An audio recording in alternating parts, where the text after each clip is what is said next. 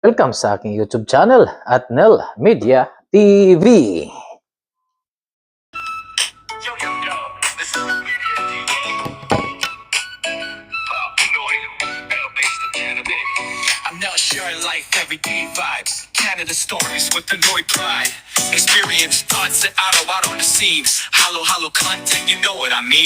Nel Media TV. Yan. So, ngayong araw na to ay ang ating recipe ay gagawa tayong kinilaw na isda. So, kumbaga kilawin na isda sa Tagalog. Sa Bisaya ay kinilaw. So, magkilaw tayo at ang gamit kong isda dito ay yung basa fillet. So, yun lang naman ang available sa market ngayon at medyo ito ay hindi malangsa. Okay. So, bali ang ingredients lang natin ay may sibuyas tayo, luya, siyempre sili at saka salt and pepper. Ganun lang kadali mga kaparikoy. So, yun. Umpisahan na natin. Ayan, umpisahan lang natin sa luya. Okay. So, hugasan muna natin ang luya mga kaparikoy. I-slice lang natin. Kailangan i-slice natin siya ng pino para lahat ay makakain. Okay.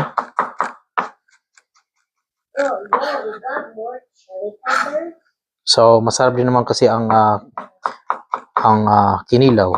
Sa amin kasi more on luya talaga pagka kinilaw.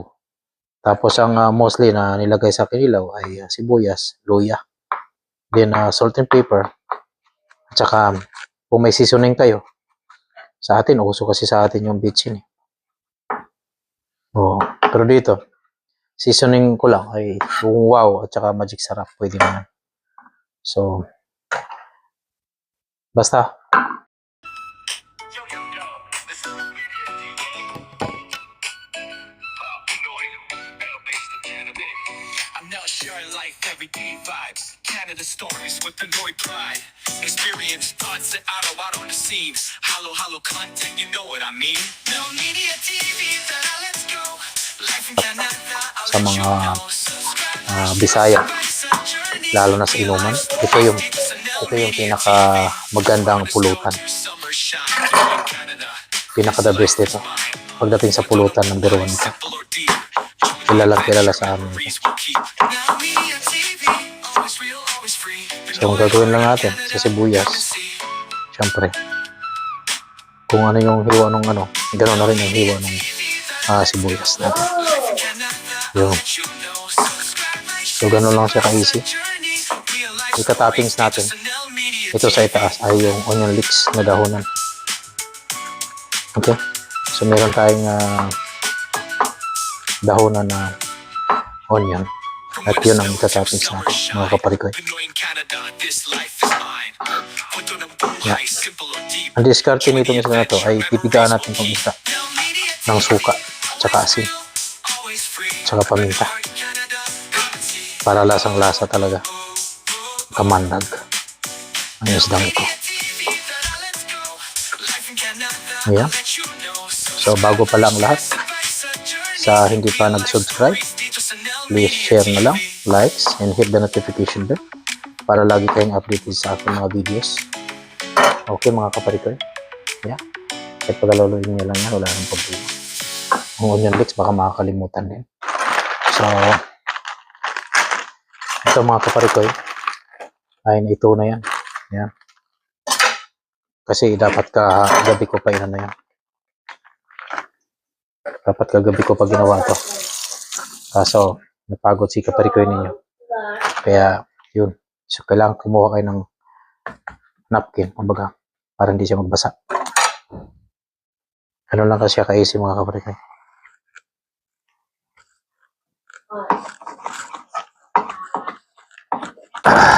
Hindi iwas tayo ngayon sa alak kasi health issue natin ay medyo mataas. Wala pa naman tayong cancer, pero ibig sabihin bawas-bawas na talaga pag ganitong edad natin mga kaparikoy ay asahan nyo dapat kayo din, lifestyle nyo ay dapat bawas-bawasan na. Dating lagi nyo ginagawa ay yun ay hindi nyo na pwedeng gawin pag ganitong edad nyo na. Kasi marami ng bawal. Ito namang kilawin talaga. Ayun ang iba, kumain kasi hilaw daw. Alam nyo kasi, pag mga seafoods, kinakain talaga ng hilaw yan. Amin niya, habang tumatakbo yan, kinakain niya. Oo, ganun katindi yung mga tao dun sa amin. Walang patawad. Tumatakbo pa yan ha, lumalangoy-langoy sa tubig ha. Pag nadampot yan, durog yan. Hindi mo na makikita yan, nasa bunganga na yan. Wala nang sulian sa dagat yan. Pag ganun. So, bulinaw nga sa amin, sobra. Sarap. So, ganito lang mga kapari ko. Ayan, oh. Ito. Bubuhusan natin ng lagyan natin ng paminta muna yan para mawala lang yung lasa. At syempre, bubuhusan natin ng asin. Lagyan na rin natin ng asin pa. Syempre, yung suka. Ayaw pang magpatanggal yung suka na ito.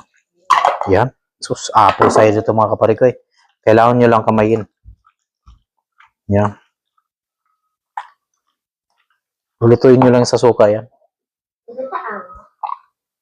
Napakaasim ng suka na to, mga kapari ko. Napakadali lang pala talagang kumo.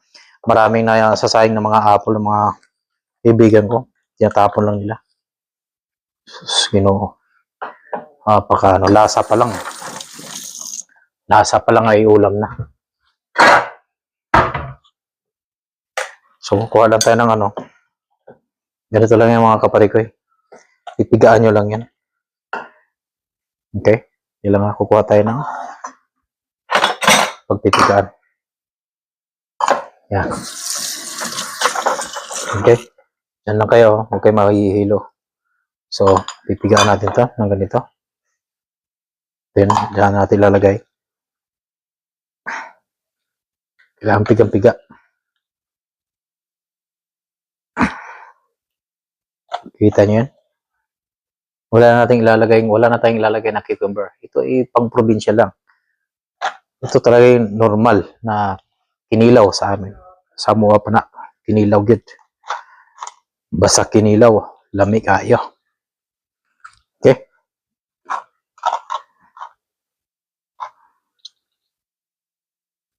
Pigaan mo, husto. Yan. Ganun lang mga kapari ko. Then, tapon nyo na yung Okay? Yan. So, ngayon, gagawin nyo na lang ay lalagay ito. At syempre, hindi magpapahuli ang lahat. Ang paminta.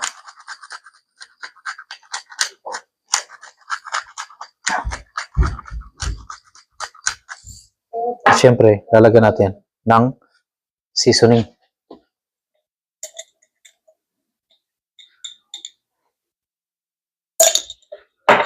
Siyempre, huwag makakalimot ng asin. Alam mo yung asin miller dapat ang mapapatagal lang tayo.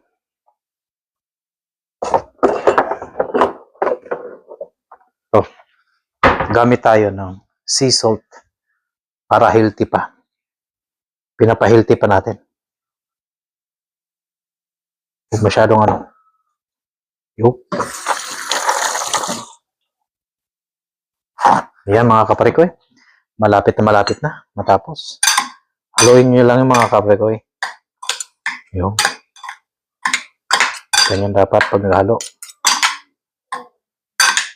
Kita nyo yan?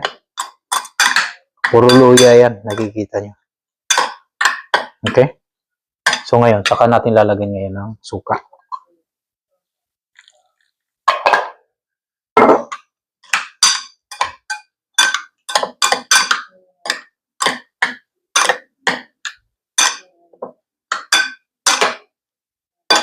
Okay? So ngayon, gagawa tayo ngayon ng garnish niyan.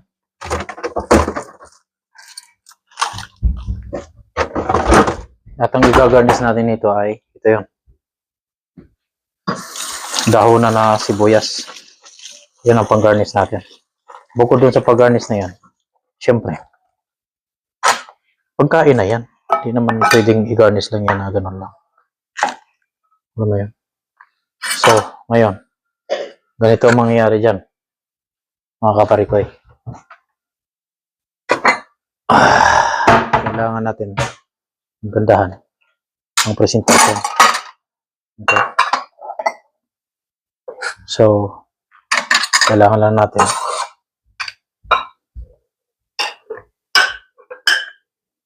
okay.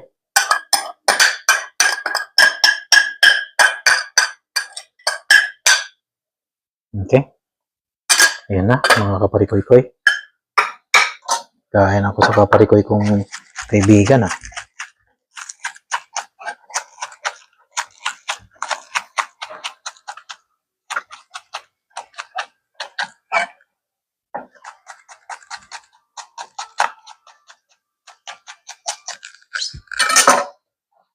Okay, here we go.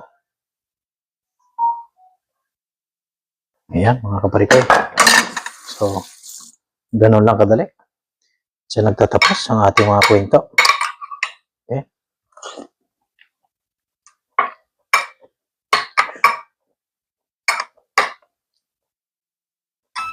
Yo, yo, yo, this is the video TV. Pinoy, based in Canada. I'm now Hindi pwedeng hindi natin titikman, mga kaparikoy. At ang pinakamasarap na partner nito, alam nyo kung ano? Saan ba? Vodka. Vodka ang partner nito. Kaya, ano pa? Itagay na natin yan. Maya-maya konti. Bagong lahat, tikman muna natin.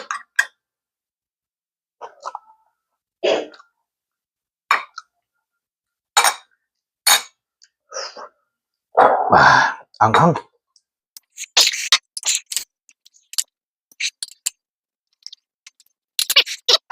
lasang-lasa yung apple cider na ginawa natin, mga kaparik. Ang asim. Bukod doon, manghang pa.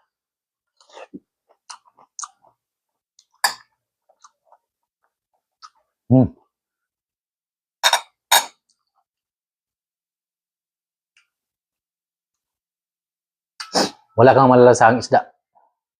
Parang yung laman ng isda ay parang nagiging karne siya. Parang nagiging tofu. Parang ganun na lang siya. Oh. Tapos samahan mo ng sibuyas tsaka ano, yan, kita nyo. Samahan nyo ng sibuyas tsaka luya pag kinain ko yan.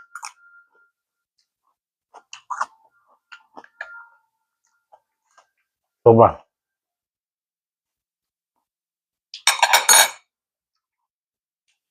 Vodka talaga mga partner yan.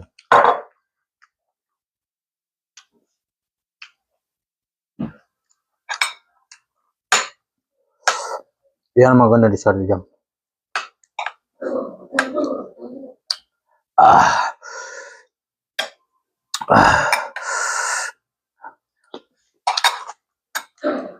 Oh. Nakain ko yung sili. Marami. Mga kaparikoy, maraming salamat sa inyong pagsubaybay sa aking mga kwentong Buhay Canada. Kaya dito lang sa Buhay Canada! Ang eksena pero sa puso ko ikaw pa rin ang